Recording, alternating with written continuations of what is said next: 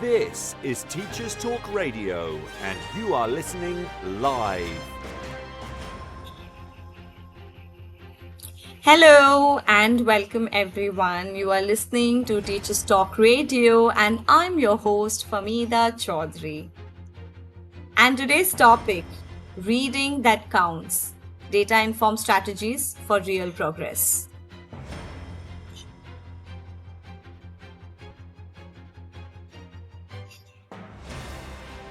This is Teachers Talk Radio, and you are listening live. Tune in live at ttradio.org, or to join in the conversation, download the Podbean app and search Teachers Talk Radio. Follow the hashtag TTRadio. Tune in, talk it out with Teachers Talk Radio. Hi everyone out there listening to me and tuned in for Teachers Talk Radio Saturday lunchtime. Here in Dubai, back it's 4 p.m. And I'm so glad that we could connect back. And just to keep you a little, give you a little update on what's happening here, we are all on our term break, and teachers are all busy spending family time, educators here, and a few have also gone back to hometown just to meet family, and we'll be back soon because yes, we have that break, well earned break. So today I'm going to go solo for the very reason that this topic that I have chosen, and it's actually today's conversation is going to be one that has grown from countless classroom reflections, staff room discussions, and personally for me, late night reflections. And the topic is, I'll repeat it, which I said it at the start, it's reading that counts, data informed strategies for real progress. So, when we hear this word data, the image that comes to mind is often like a spreadsheet, an Excel sheet, or a dashboard, maybe even percentages, graphs, a line graph. So, what if I told you that every data point is actually a whisper from a child's learning journey?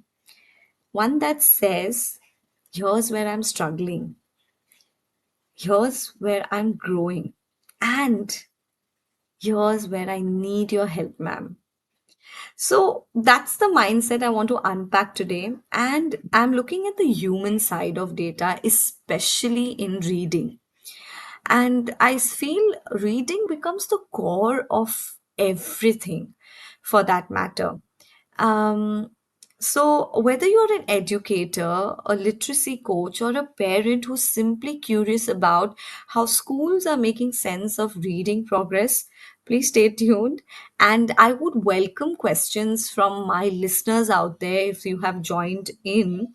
I'm sure you might be looking at the data perspective, or you might not be looking at, or you have all it and you don't know what to do. So let's make data personal, meaningful, and transformative today.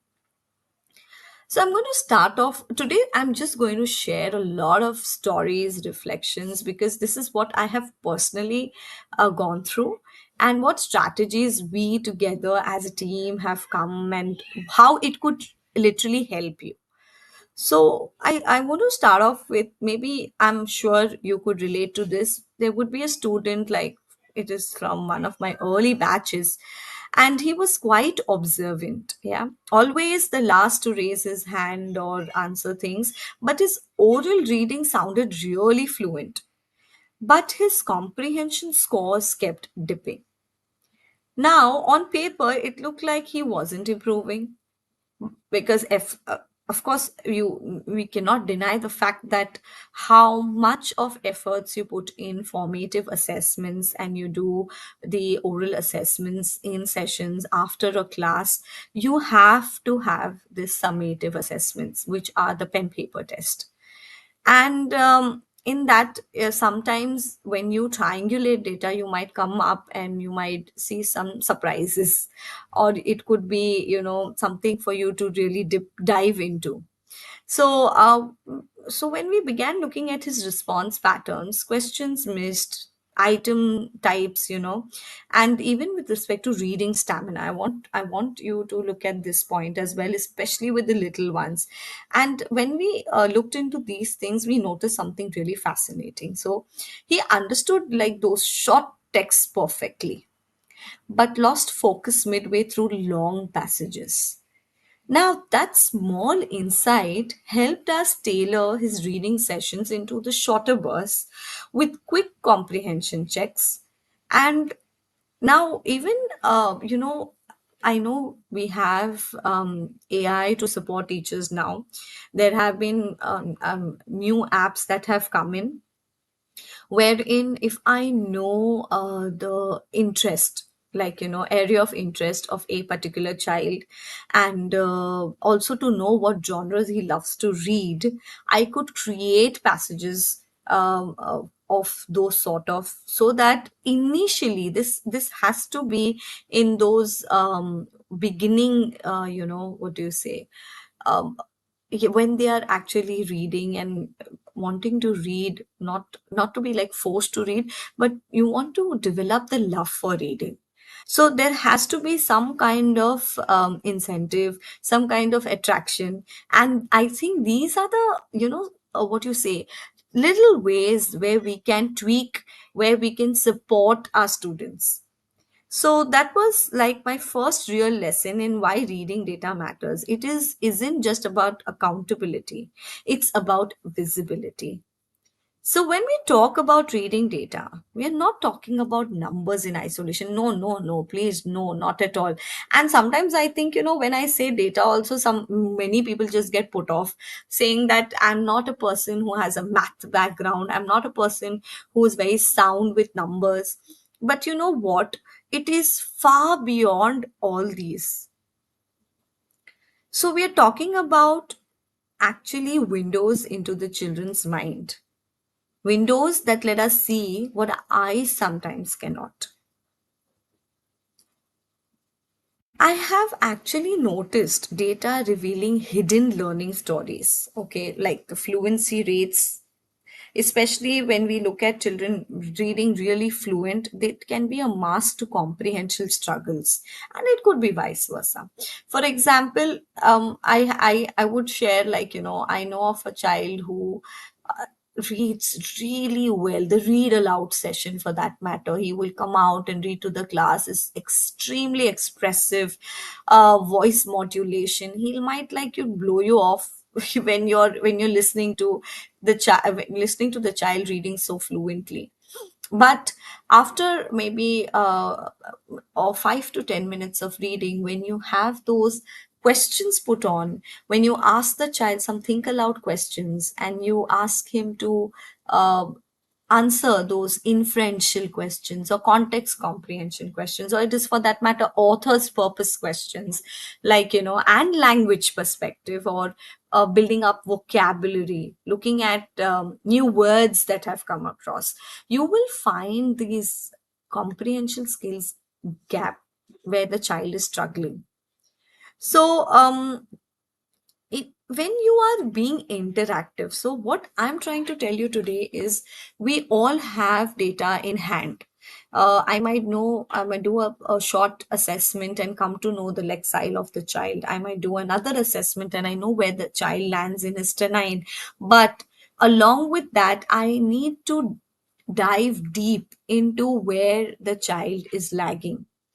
So if it's a phonic gap for the child, am I addressing or am I providing the right intervention? So if you look at assessments, they will give you numbers, but along with numbers, they will give you strategies. But something that I do not deny at all, and I really believe in, is the teacher observation. Because assessments are there, numbers are there, but the teacher observation is something that is key to understand and dive deep into data. So, once you come to know these, very, very, very hidden gaps, of the child with respect to reading, there the conversations will begin, where I'm talking about the teacher parent conversations. Because who plays the most important part in a child's role, I mean to say, in a child's journey? So it is the parent, it is the teacher. So we are parents do send the child to school when it comes to developing skills. And reading, I think, is the most important skill that every parent looks up to improving of their own kid, because reading becomes the key for reading across subjects. Comprehension becomes even more important, vitally important, when it comes to decoding, when it comes to inferring things as to what the question's demand is. So, when this parent teacher conversation begins, it's so very important to inform the parent as well where the child is, where the gap is, how we can support the gap. And you never know, I remember there have been times that I have come across, along with the child, the parent too needs to be educated on certain parameters, whether it is the basic understanding of phonics. Because at home, when like, I'm sure those who are listening to me would agree that teaching letters and sounds have really changed over time. As how we learned back, maybe it could be like 20, 30 years down the line, now it is completely different. And if that is there, if the child needs a complete support without any deviations, he has to be supported in the same way as he's supported in school and at home. So, how about looking at parental support with reading? So when I say that, parents would need that, I'm not saying now teachers should start educating parents and, have a class filled with parents. Why not? It would be great if we could do that, but that would be just the basic. But yes, we need to have these communications, short sessions, weekend sessions. Okay, not weekend. I'm sorry, I take my words back. Already teachers are doing too much. But some sessions where we basically enlighten them or provide them food for thought, allow them to think on those lines where it will support the child. And in this way, we would have families improving their reading habits for that matter. So these parent teacher conversations become very vitally important. Even me as a mother, though I'm an educator, but as a mother, I myself educated, I mean to say, took some sessions and got myself certified when it came to understanding the intricacies of the phonic world, the world of letters and sounds. And it has really helped me so much. Not as as a teach, of course, as a teacher, but more as a parent when I'm teaching my own daughter and my son about this. So now I want to shift the talk from segment. I want to go to my next segment where I want to talk from data overload to data insight. Listeners out there, I would love to hear your stories. I would love to have you joining my session, because I'm all alone today, but I know you are with me. And if you have any such discussions that we can have, where I can provide some insights and supports with reading progress in our classes and how we could look at data from different perspectives, please do put in your questions and I would love to take them. Or just a just a short discussion also would do. So, moving ahead to my next segment, let's be honest. Many of us have started at an Excel sheet like full of reading scores and thoughts, and then we suddenly say, where do I begin? Because when you look at those Excel sheets, let's say, I have the lexiles, I have the stenine of the child. Then what else? I might have the running record. I might have the word count per minute. There's so much to look at data when you see only with reading. I'm talking. I'm not looking at anything else. Yeah. So data can sometimes feel like really heavy because we try to make it do everything. But data isn't supposed to give us all the answers. It's meant to help us ask better questions. I want you to make a note of this statement of mine, where I'm saying data isn't supposed to give us all the answers. It's meant to help us ask better questions. So when I look at a particular child's progress individually, okay, and I see it, I do not, I definitely look at as a cohort. I look how my different cohorts have performed and how their reading is progressing. But let's look at individual data. So I just want to share, in one of our meetings, I remember colleagues saying, we have so much of information, but it doesn't really tell us what to teach next or how to support the child further. That's when, we decided, let's simplify it. So if I have a tracker which has like more than 10 to 12 indicators, let's say let's start with three, minimum three. So even if it is comprehension accuracy, fluency expression, or for that matter, reading stamina, I really want to focus on the fact of the reading stamina, especially with the children, the age group that I'm dealing with, because this is something I don't know how it is across the world for that matter, but I'm dealing with students where they are at the age of 8 and 9, but reading stamina is something I think even adults would face and problem with this.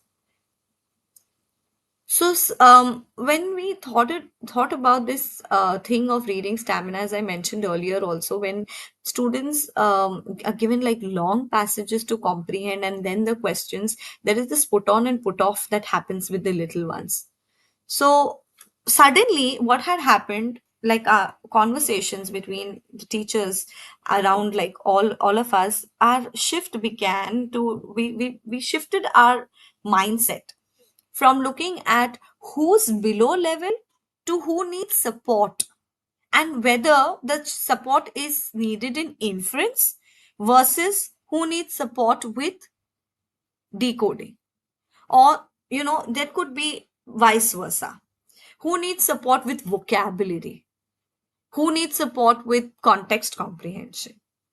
So, when you break down data, when you have got the insight of where the child actually is missing on, I think we are all going to get to the point that we will support the child and he will reach at a level that he would love reading and go ahead to be a voracious reader. So, I think when you move from data overload to data insight, you don't collect more, you connect more. I would leave you with this thought that I want you to connect more with students on their reading data insights and reading progress. We'll take a short break and I will be back soon after the break. At AQA, we work with the UK's largest teacher network to shape the future of assessment. With teachers for students, we ask questions today that matter tomorrow. This show is brought to you in partnership with John Catt Educational, publishers of professional development books and resources that support great teaching and learning in schools around the world. Don't miss out. Level up your professional development today and visit johncattbookshop.com to explore the full range of titles. This is Teachers Talk Radio, and this is Teachers Talk Radio News.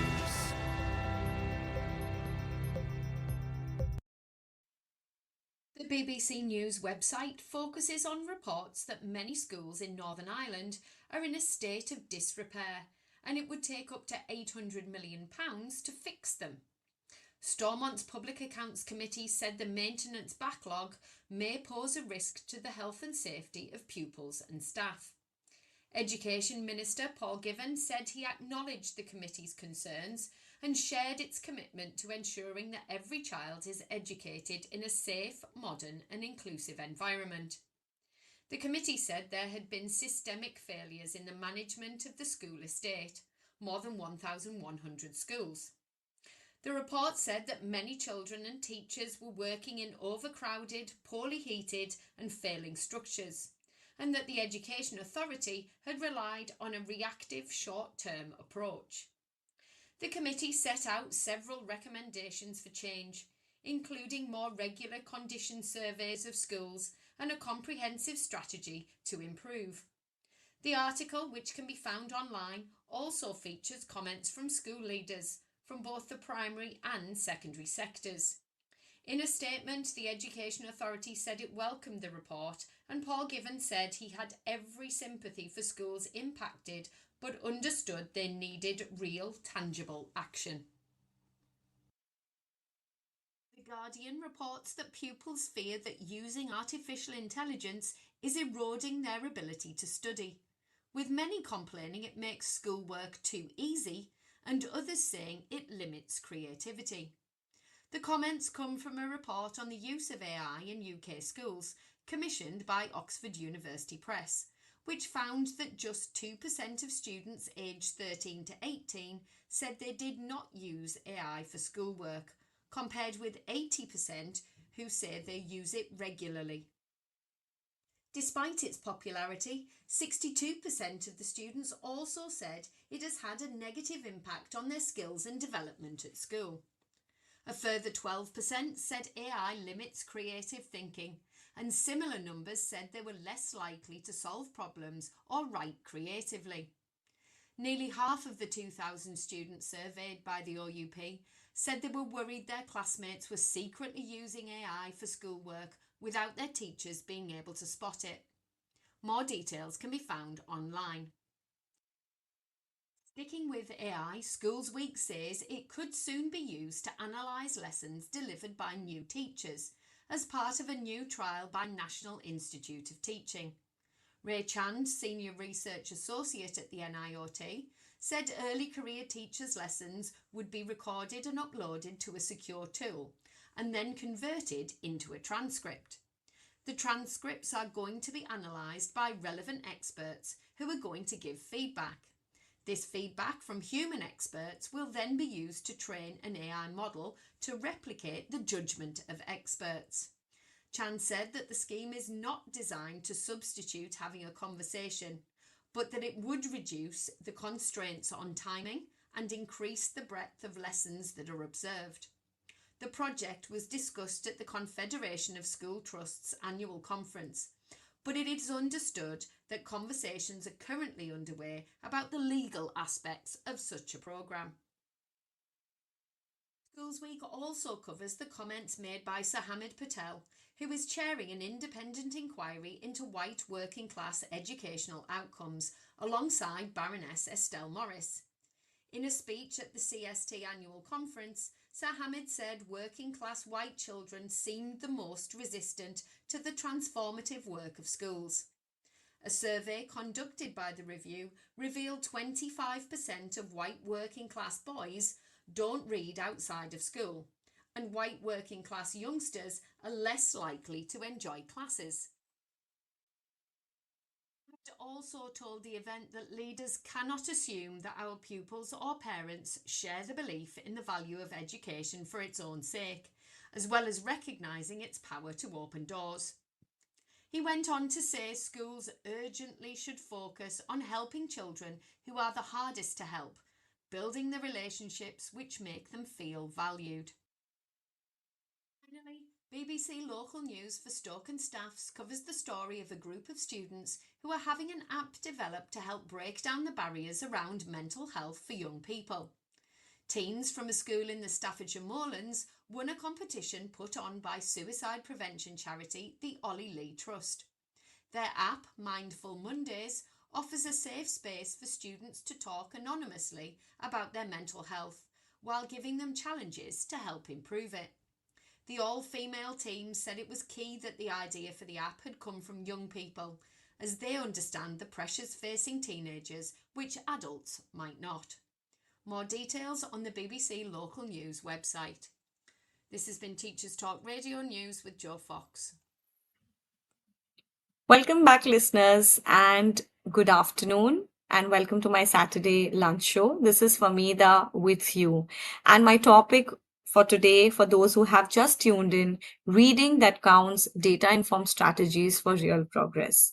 I literally started off with looking at data from a perspective where we give it a human side of it and not look at only with numbers. Okay, that's something will just keep you informed, but we're looking at where we can support individually and how reading is like very, very important, and it can be a kind of a benefit for the child across subjects, or it can hamper the progress completely. So I'm moving on to my next segment today where I want to talk about turning data into action. And I want to share with you something that I have come up with is called the 4D framework. And I think it really works well. So, what happens next when you've collected data, spotted the trends? Then what? Now what? So, here's a simple, like a 4D framework that's worked beautifully for me and a few of my teachers. And it sounds simple: diagnose, design, deliver, and discuss. I'm sure a few of you are already doing it. So, diagnosis, I have already shared in the start itself. We started with identifying gaps, not labeling like just, high average, or, high fluent reading, or high reading at amazing readers, or it could be just below average readers. So for example, instead of saying weak in reading, we might say needs scaffolded vocabulary exposure and practice with cause and effect comprehension.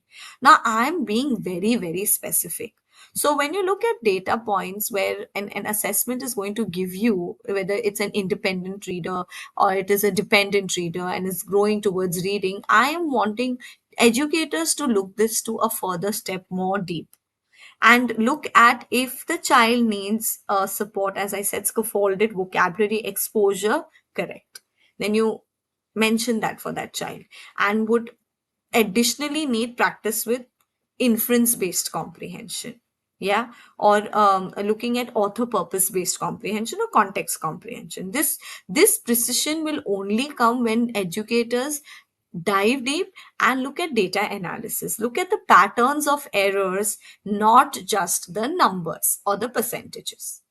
Moving to, this is the diagnostic stage. Then comes the designing stage. So design your guided reading groups and skill clusters. I often create these inference investigators, or you could say influence fluency finders, vocabulary voyagers.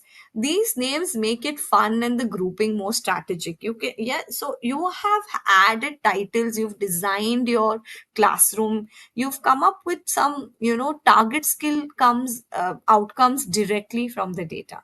So you, even if you're putting the students into different groups, it's kind of a fun aspect to know, okay, this group is dealing with the vocabulary enhancement, or this group is dealing with a particular comprehension skill. So that's something, this is the creativity of the educator to design her lessons. Then comes the delivery. Here's where teach, basically tech, I want to say technology can amplify your teaching. So if you look at maybe an assessment that is showing the decoding gaps, so what reading app are you supporting the child with?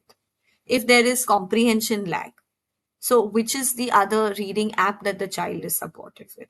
I'm not going to take any reading apps, because my idea of sharing you this with you is for you to research, look up, and see what best out there. Because there is a variety of things out there. So it is the best person to decide is you, if you have really analyzed data individually, and now you want to personalize the learning. So that is the time that you can decide which tech support can really be beneficial. So but one thing that I want to tell you, tools will not actually teach, okay, they will only support, but you have to be the force behind taking that reading to a different level. Do not completely depend upon an app and say, okay, I will give this and let the child do it, and then the child's I would see the progress happening. No, not at all. You have to have those check-ins in between. Then comes the discussion part. So in discussing students growth, students progress is very important, especially even if it is briefly. It has to happen weekly. So who's made progress, who has actually is still there. These what I would like to say, the reading communication, or the reading progress communication is something which is very key. So in one of our discussions, like, once a teacher shared that a student's lakeside growth has stalled because he stopped accepting because he had stopped accessing books at home. That led to a kind of sparking another idea that we need a parent workshop on how the parents can build up the reading habits. Okay, so this becomes like, a perfect example for turning data into community action. As I said, do not rely completely on an app or something. So now let's say if the child has been really doing reading on an app, and if he doesn't have books or network connection, does he stop reading? No, not at all. That shouldn't be the case. In fact, the child should have alternatives. That should be the love for reading. That should be how he should. Even at home, when the child is left with a book or with the app, do parents sit with them and ask these thinking aloud questions, or do they have it a little bit of interact make it a little bit of interactive, so that they know at least someone is listening. What do I do after reading? Who do I discuss with? Or even if we have made them into come up with an habit of creating a diary where they write down their words, create sentences, make sure they use it at least in the week or something. Because the fact remains the same, that if it's done only in the school and not followed at home, it won't get instilled as it would have happened using in both places, or using consistency, basically I'm talking about. So when we turn data into dialogue, we stop seeing it as pressure and start seeing it as partnership. It is same for everyone, whether it's the child or the parent.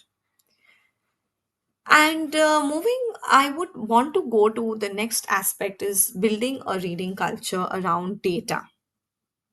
So let's talk about something like, very close to my heart when I say culture. If data is the compass, culture is the wine that moves the ship. So you can have all the tracking tools in the world, but without a culture of reading, data stays silent.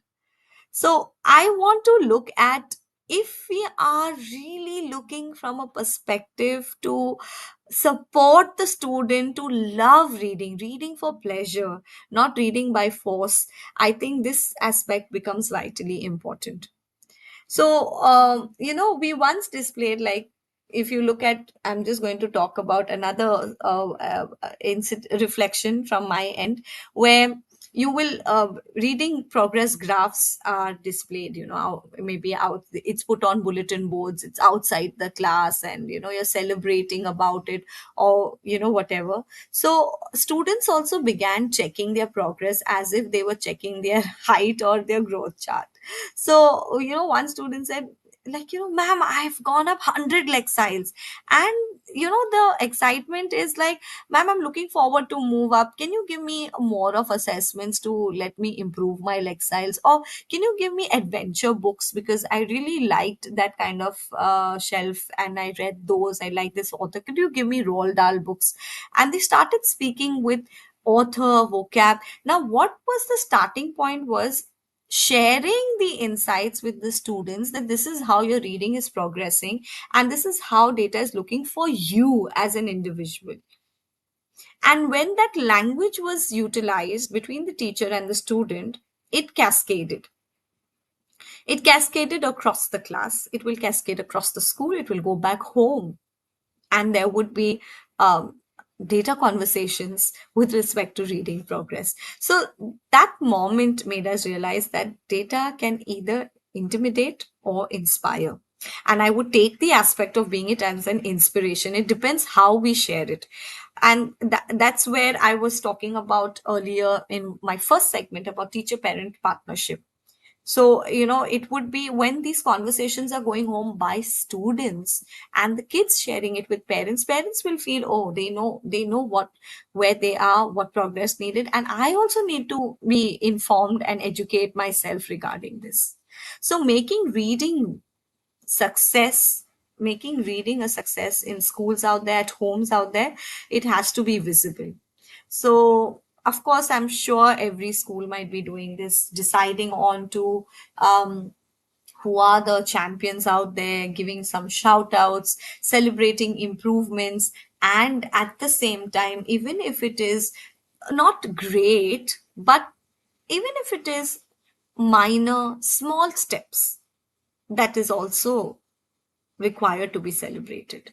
So, I'm also looking at not only with teacher, student, parent, look at from teacher to teacher, colleagues out there. So, even having staff room data discussions, encouraging student led tracking charts, come up with your own idea of how we can celebrate and get the talk and conversation going. Also about reading with joy, we ourselves as educators go back and see how much are we reading ourselves, then using data to promote inclusion, and not just top performers. As I said, we look for all learners, even if there's a shift in a particular skill for the child and it has to be celebrated for that child. And I'm sure I don't need to give ways how we celebrate student achievement. And educators or listeners listening to me out there, I'm sure you might have a variety of ways or different ways of celebrating student achievement. And online, I think there's a lot out there.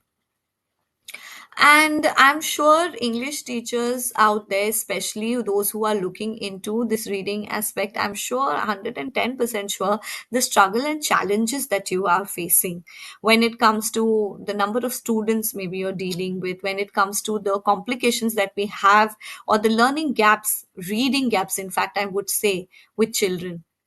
So, of course, journey isn't without challenges, right? So, data can feel mechanical but even dehumanizing. So, if we let it dominate the conversation, but we can shift the mindset.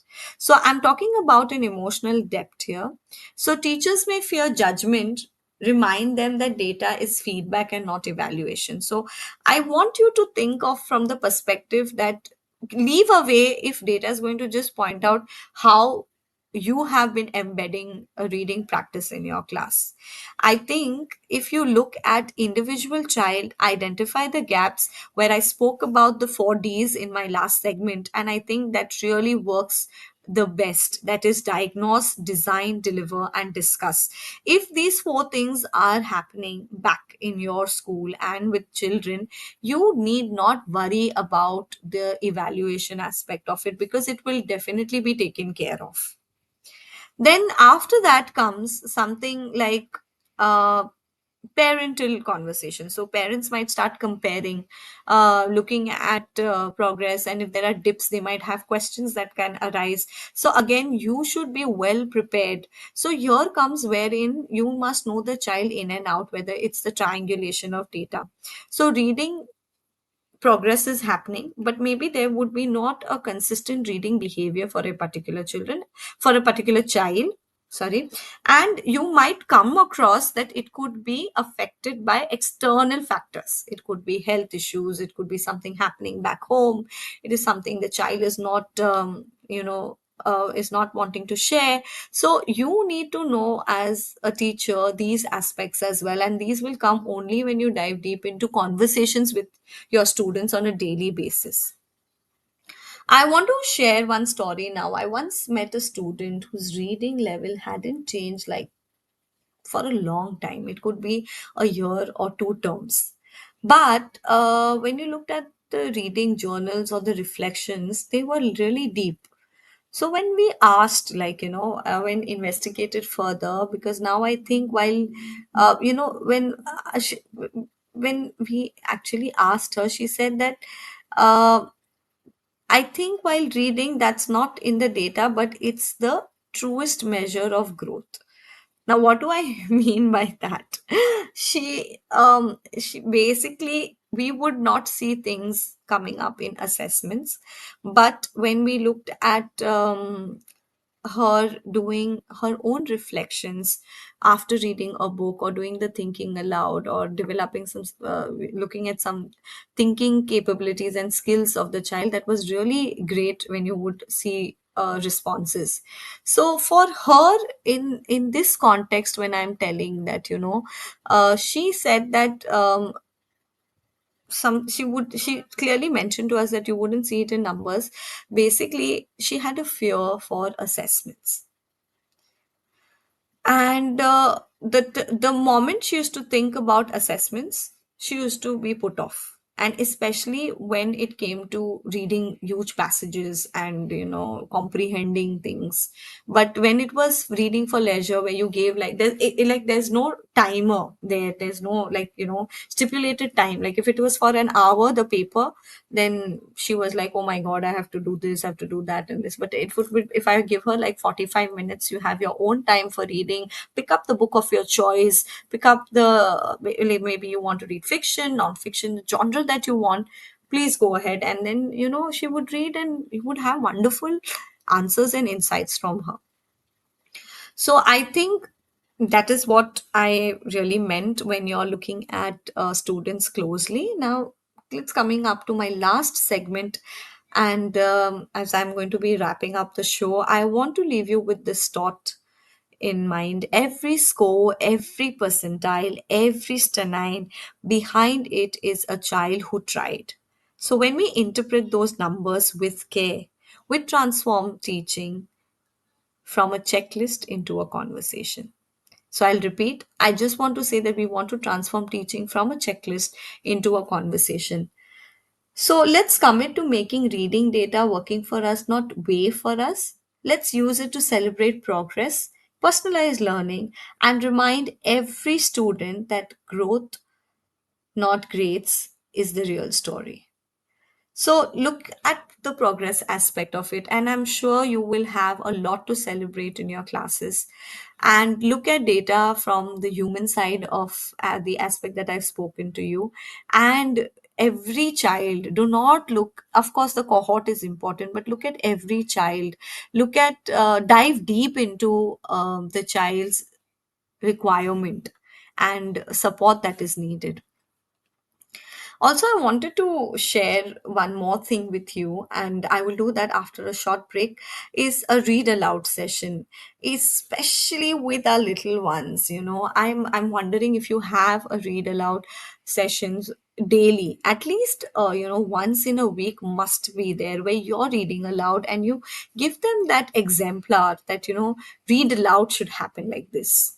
I'm sure you will nail it, where you will develop the love for reading and a reading culture in your schools. So let me leave you with a short break and come back, and I will do this quick read aloud, and we will close the show for today.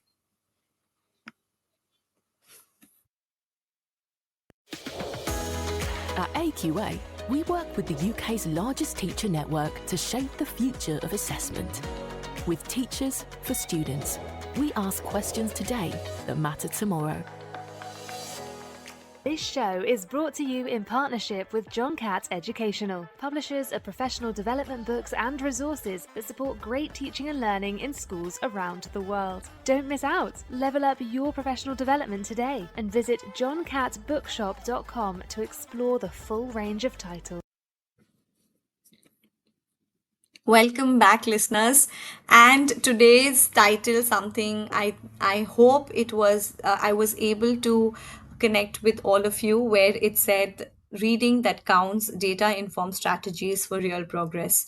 I spoke about different segments. I spoke about the 4Ds. That's a kind of a framework that you can use to develop reading and track reading progress of your students. I just want to end with a read aloud session and a short story. The library key. Once upon a time, in a small school tucked between dunes and palm trees, there was a little boy named Ayan. Ayan didn't think of himself as a reader. Books for him were like closed doors with locks he didn't even have the keys for. Every time his teacher announced reading time, he'd shuffle his feet, flip through pages, and wait for the bell. But one day, his teacher, Miss Lara, tried something different. Instead of asking the class to read silently, she gathered them in a circle and said, "Today we are going to read with our ears first." She began reading aloud a story about a fisherman who found a message in a bottle. Her voice slowed down on the suspenseful parts, softened on the sad ones, and brightened when the fisherman discovered his dream. Ayan leaned forward. He wasn't just listening, he was seeing the sea foam, the waves, the bottle glistening in the sunlight. When Miss Lara finished, she asked, "What do you think the fisherman wanted most?" Ayan raised his hand for the first time. "Hope," he said quietly. And that was the day Miss Lara realized something powerful. Reading data didn't always come from charts or graphs. It came from a sparkle in a child's eyes when a word finally connected to meaning. From then on, Ayan's progress chart started to rise, not because he was pushed, but because he was pulled in by curiosity. His Lexile score improved, yes, but more importantly, his confidence grew louder than his hesitation. So, listeners, I shared this story because sometimes the most powerful data we have as educators isn't a spreadsheet, it is those micro moments of connection. Listening to a child read aloud tells us more than numbers, even ever, ever. So maybe their pace, expression, even hesitation is like a kind of an information about that child. So, and when we use these this kind of human data alongside digital tracking, we don't just measure progress, we will witness the growth. So thank you, listeners, for joining me today. Joining us, I didn't have anyone, but thank you, thanks a lot for joining in for this insightful discussion. I look forward to meeting you in my next session, which will be more about reading actually. And I'm really excited for the next show that is going to happen on 1st of November, because I have um, a guest who would have greater insights into something related to reading. So looking forward for you joining me in my next session as well. Thank you. And once again, this is Famida Choudhary signing off from today's show on Teachers Talk Radio, the Saturday lunch show with me.